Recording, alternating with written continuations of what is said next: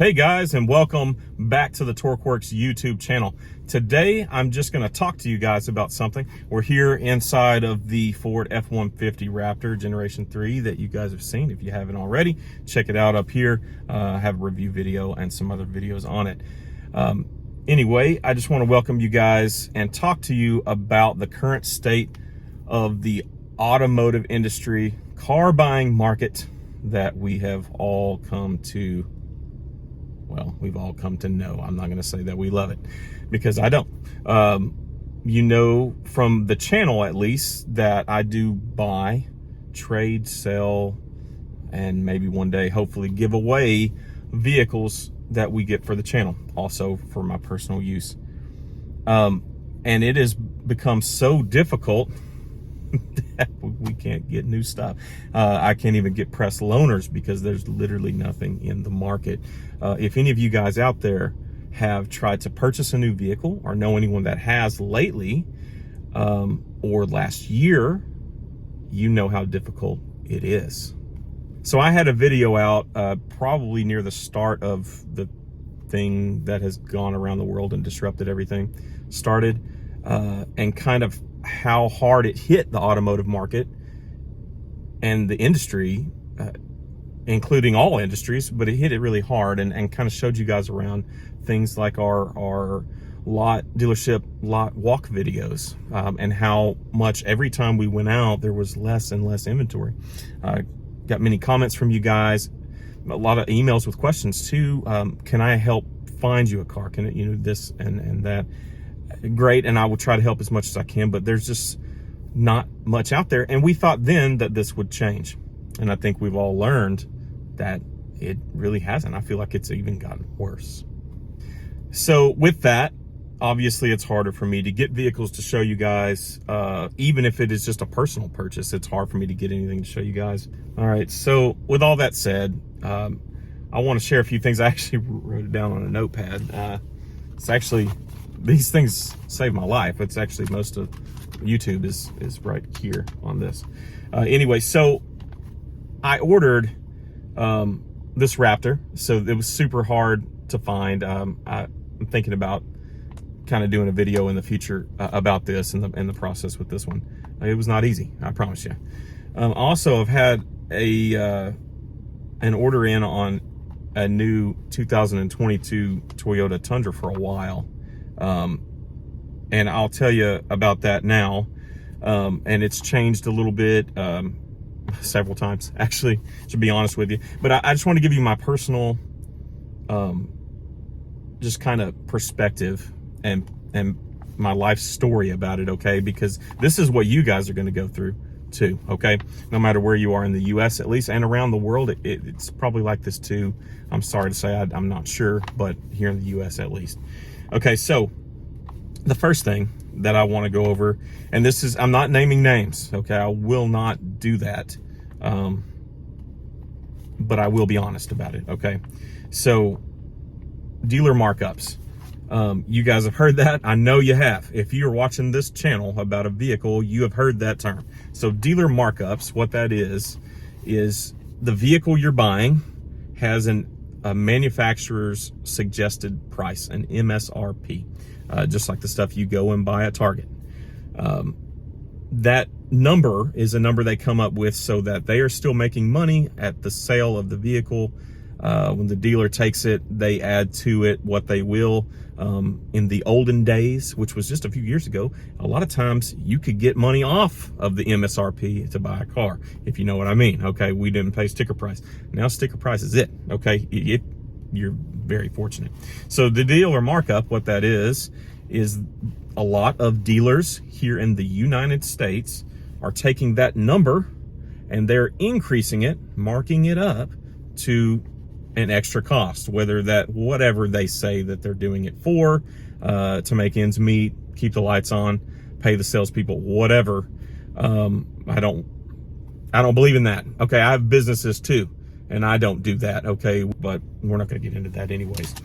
Dealer markup is that. So, for example, on a lot of Tundras, I have seen markups, even if they're sitting on the lot, written on the sticker, even in like crayon, okay? $5,000 market adjustment, which is dealer markup. That's the same thing. Dealer markup, market adjustment. There's some other addendums and things they'll try to put in there. It's a dealer markup. Okay, if they're not providing extra anything for it, you're paying for nothing. It's make believe. Okay, I'm sorry, I'm frustrated about it because everyone's dealing with it. I hear about it every day, and I'm dealing with it personally. So in the dealer markup, something else I have seen that I'll let you guys know about is hidden fees, and these can be in an addendum. There'll be adjusted prices. There'll be add-on or ads or app fees. And what these may be is pinstripes on a vehicle. I know none of you want that. They try to charge for it.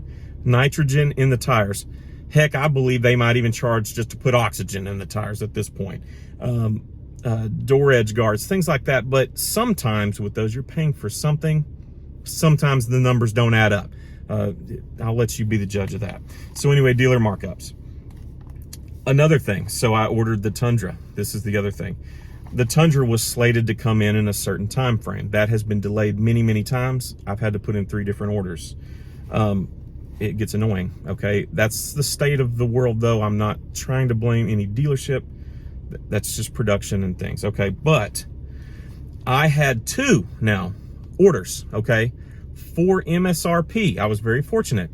I was paying, for example, $50,000 for the truck, okay? I knew my taxes and everything after the fact, that's fine. They called me, one of them, a week before it was to arrive and said, we are adding a market adjustment because these are so hard to get. We're charging you an extra $10,000, just letting you know. They didn't even ask for my permission. I absolutely canceled the order, and I promise you that you will not regret it. You absolutely should cancel yours too. Don't do it, okay? My second one, they let me know it was not as much. It was $5,000. It doesn't matter.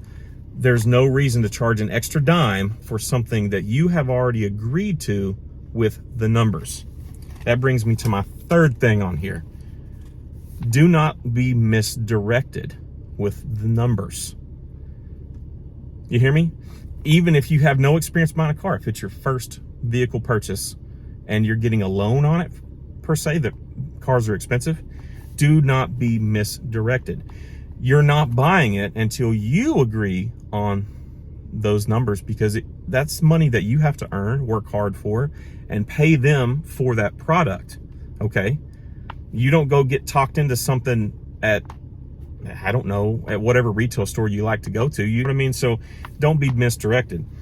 Take your time, do your research, and contact multiple places. I have spent weeks and weeks contacting all sorts of dealerships, all manufacturers across the US for me personally and for a few other people. And don't be afraid to say no. They don't like to hear it. It doesn't matter. It's your money, okay? Don't waste it. Don't waste it. It's very important. You work hard for it. You work hard for it. And so do your loved ones. Okay, buying cars now, most of the time, like the order, I have not seen it, okay, personally. You are not 100% obligated, unless you've signed something saying you are obligated to buy that. When it comes in, hits the ground, they have done their inspections, make sure everything's the way it's supposed to be as a new car. Then you sign off on it. You have to see it. I mean, you don't have to buy one without seeing it, but I'm not going to do it. I want to see that car. Maybe there's a dent and a scratch. They need to fix it, whatever it might be. Try to see it before you finalize it, okay? So try your best not to buy without seeing the numbers and seeing the vehicle. Also, when you go to buy, especially right now when your car or truck or SUV will probably not be on the lot, you are not obligated to run your credit to let it dictate the price of the vehicle. At most new car lots, you are not obligated. They will say you are. They will tell you that to find a price, they need to know whatever. What they're trying to do is very similar to real estate, which I'm very familiar with. They're trying to make sure you're qualified to even buy it if you don't have the cash to buy it before they waste their time with you. I'm old school. To me, that's just bad customer service. A lot of them are doing it, and all they're doing right now or having to do is sit at home or sit in the office and make phone calls saying, you want a truck? You're gonna buy this one. This is all we got. That's the way it is right now. Don't do that either. Don't settle. But you are not obligated to buy. If you put a deposit on a truck, make sure it's refundable, because it should be. You are not obligated to waste that money. If you change your mind, something happens in life, you can't afford that $50,000 truck when it comes in months later, you can get your money back, okay? If they say you can't, don't do business with them, okay? I'm not trying to be mean. I'm not trying to take away money from any business, but if they're just have bad practices, be a good judge of character and practice and don't do business with them, okay? So I'm just gonna leave it right there. If you guys have any questions about any of this or comments, you wanna hear more, believe me, I've got the stories and I will make the time to talk to you about it. These are just the things that I've dealt with. So I'll let you put two and two together and kind of see what has happened.